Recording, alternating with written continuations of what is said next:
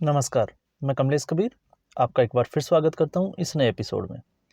आज के इस एपिसोड में हम बात करेंगे दो बड़ी पार्टियों की, कांग्रेस पार्टी और दूसरी पार्टी भारतीय जनता पार्टी, और इन दोनों की राजनीतिक सोच का हम पूरा इसमें विश्लेषण करेंगे। आपको पता होगा इस वक्त पूरा भारत देश जो है वो राम मंदिर के उद्घाटन समारोह में या जश्न में डूबा हुआ है। साथ में आज जो बड़ी खबर थी वो ये थी कि मॉरिशस जैसे देश ने, जहाँ पे हिंदू कर्मचारी जो उनके काम करते हैं उनके लिए 2 घंटे का जो है वो सार्वजनिक एक अवकाश की घोषणा की है। अब कांग्रेस पार्टी ने जहाँ पे इसके उलट जाके लोगों को लग ही रहा था, राजनीतिक विश्लेषक भी ये सोच पा रहे थे कि कांग्रेस पार्टी जो है वो राम मंदिर के उद्घाटन समारोह में शामिल नहीं होगी। और उसके पीछे का जो तर्क था, आकलन था, वो बिल्कुल सही और सटीक निकला, क्योंकि कांग्रेस पार्टी को कहीं ना कहीं ये डर सता रहा है कि अगर वो राम मंदिर के उद्घाटन समारोह में, प्राण प्रतिष्ठा समारोह में अगर वो जाते हैं तो ऐसी स्थिति में मुस्लिम वोट जो है वो उनके हाथ से निकल जाएगा। हालांकि ये उनका आकलन जो है वो गलत भी हो सकता है, क्योंकि मुस्लिम वोट जो उनके हाथ से निकलना था वो 1992 में बाबरी विध्वंस के साथ ही निकल गया, और उसके बाद में जो बचा कुचा था उसको आपने देखा कि क्षेत्रीय पार्टियों ने कब्जा कर लिया। तो ये स्थिति जो है वो कांग्रेस पार्टी के लिए बनी हुई है। अब दोनों की राजनीतिक सोच के अगर अंतर को हम समझते हैं तो इसको हम ऐसे समझ सकते हैं। दूसरी ओर भारतीय जनता पार्टी की हम बात करते हैं। भारतीय जनता पार्टी जो है, लगातार उसके ऊपर आरोप लगते हैं कि ये मुस्लिम विरोधी पार्टी है, लेकिन भारतीय जनता पार्टी ने समय समय पर जो है वो इसको गलत साबित भी किया है। कैसे किया है उसको भी हम समझ लेते हैं।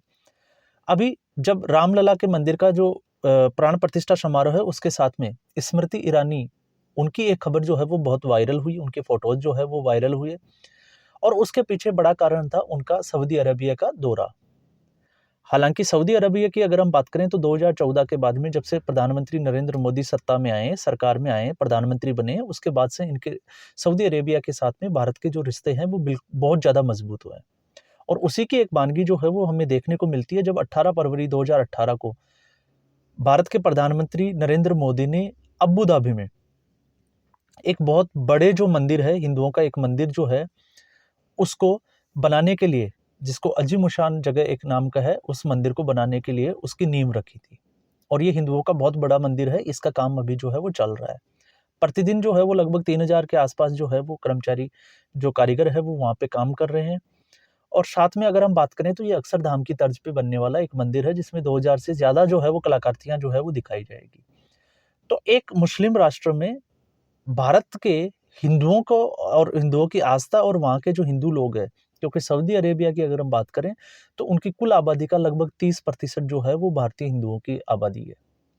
तो ऐसी स्थिति में आप अंदाजा लगा सकते हैं कि भारत के साथ उसके रिश्ते कैसे हो गए। दूसरा, अभी जब स्मृति ईरानी जब जैदी के जो दौरे पे गए, उस सऊदी अरेबिया की राजधानी, तो वहाँ पे उन्होंने जो है वो मुसलमानों के जो पवित्र स्थान जिसको माना जाता है मक्का और मदीना, तो मदीना की उन्होंने यात्रा की, और मदीना में पैगंबर मस्जिद, साथ में जो है अल मस्जिद अल नबवी, साथ में कुबा मस्जिद। कुबा मस्जिद के बारे में बता दें कि कुबा मस्जिद जो है वो मुसलमानों की सबसे पवित्र और सबसे पहली जो है वो मस्जिद मानी जाती है, जिसका निर्माण पैगंबर मोहम्मद ने 622 ईस्वी में किया था। अब आप अंदाजा लगा सकते हैं कि ये कितनी पुरानी जो है वो मस्जिद होगी। और साथ में ऊद के पहाड़ का उन्होंने दौरा किया, उसके फोटोज जो है वो आपने देखे होंगे। आखिर स्मृति ईरानी ने इस वक्त, जब पूरा देश और भारतीय जनता पार्टी राम मंदिर के प्राण प्रतिष्ठा समारोह में बिजी है, व्यस्त है, तो उसी वक्त जो है वो सऊदी अरेबिया का दौरा क्यों किया? तो इसको हम समझ सकते हैं कि भारतीय जनता पार्टी जो है वो मुसलमानों को भी अपने साथ जोड़ने के लिए जो है भरसक प्रयास कर रही है। ये उत्तर प्रदेश की योगी, और उनका आपने देखा होगा कि मुस्लिम जो परिवार है उनको चाहे प्रधानमंत्री आवास योजना के तहत घर देना या राशन देना, ये दोनों, आप इन दोनों योजनाओं से, केंद्र सरकार की इन दोनों योजनाओं से आप अंदाजा लगा सकते हैं कि इसके लाभार्थी जो है वो हिंदुओं के साथ साथ मुस्लिम वो भी है।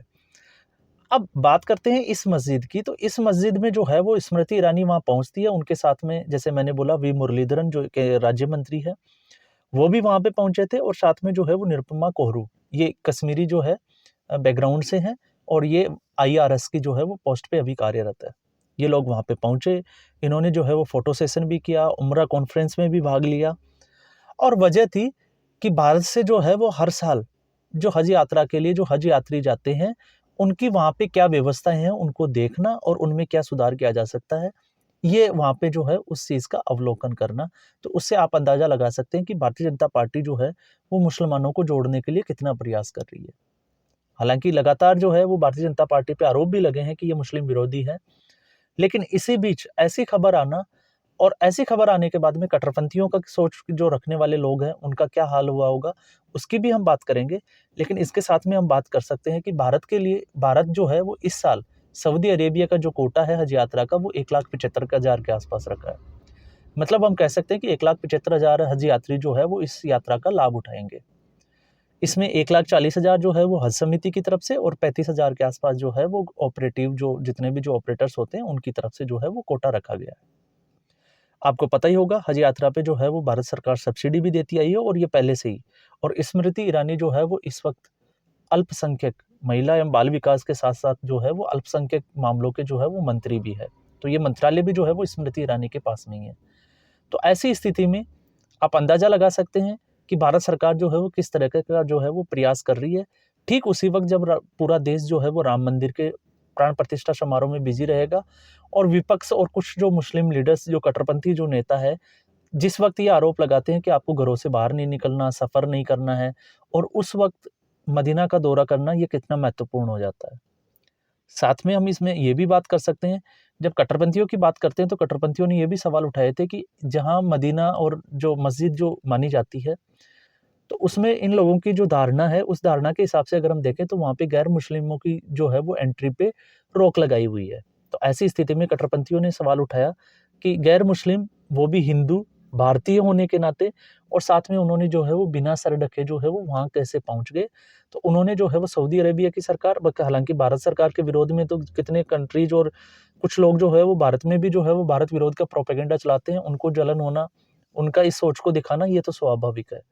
लेकिन मज़े की बात ये है कि इन्हीं लोगों को जो है वो सऊदी अरेबिया के ही कुछ लोगों के द्वारा जो है वो ट्रोल किया गया और काफ़ी कुछ सुना भी दिया गया। और जब उन्होंने सुनाया तो आपको पता होगा वो क्या-क्या सुना सकते हैं।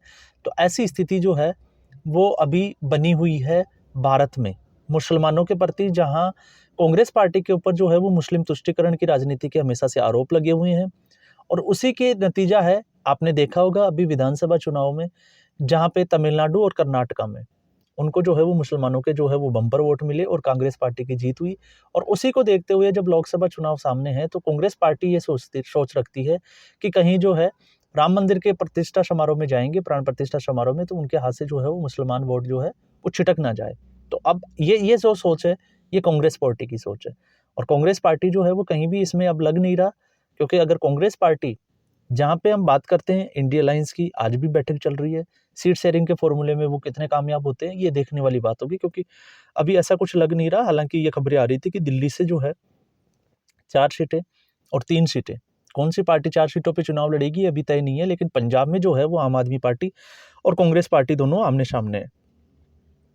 अब कांग्रेस पार्टी जहाँ 2024 को देखते हुए ये डिसीज़न ले रही है, तो उस हिसाब से अगर हम बात करें, तो आबादी के हिसाब से और मतदाताओं के हिसाब से और वोटर्स के हिसाब से अगर हम देखते हैं, तो उसमें अगर हिंदू बाहुल्य अगर मतदाता ज़्यादा है, तो फिर आप अंदाज़ा लगा सकते हैं कि भारतीय जनता पार्टी को इस बार ये सत्ता में आने से नहीं रोक सकते।